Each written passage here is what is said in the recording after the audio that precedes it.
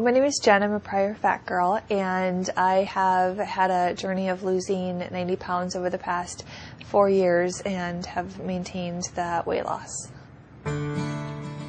I grew up overweight. I was always the chubby little girl when I was younger, and then all throughout elementary and high school. When I was about 8 years old, I remember my teacher made the comment, just because I'm 98 pounds doesn't mean I can't control the classroom.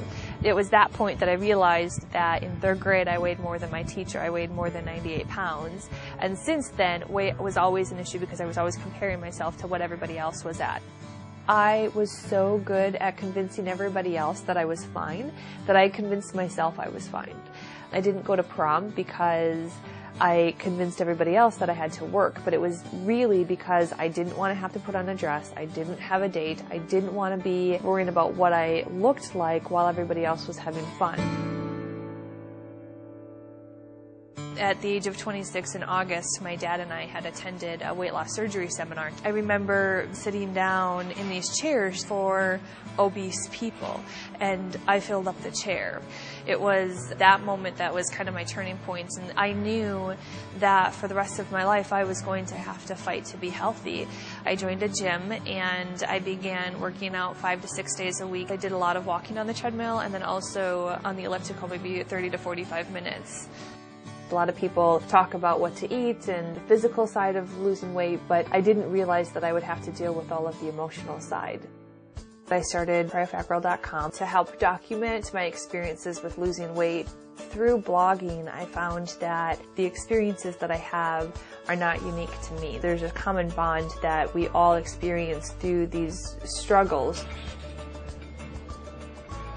When I first started working out, I thought that a good workout meant being out of breath and being sweaty and just completely exhausted. By diving in and reading different articles, I realized that a good workout means sustaining your target heart rate zone. Heart rate monitors was kind of one of those things that seemed like it was a tool for the really experienced healthiness people. And so it was a little intimidating at first, but when I got my first Polar, I ripped it open like it was Christmas morning and strapped it on. The exciting thing about wearing a heart rate monitor is I can look down at my watch and see how many calories I burned and how long I was in a certain heart rate zone, and if I'm working up to a longer race, wearing a heart rate monitor helps to train me to that point where I can get to that goal. So I don't necessarily think that we should be intimidated by it. I just think that it's a continued journey. And now all of a sudden I find myself running 10 miles and 10Ks and 5Ks and being involved in races that I never imagined myself being in. Throughout the entire journey, my mom was my #1 cheerleader, and she had always been there for me. She was always really excited to be a part of the journey with me.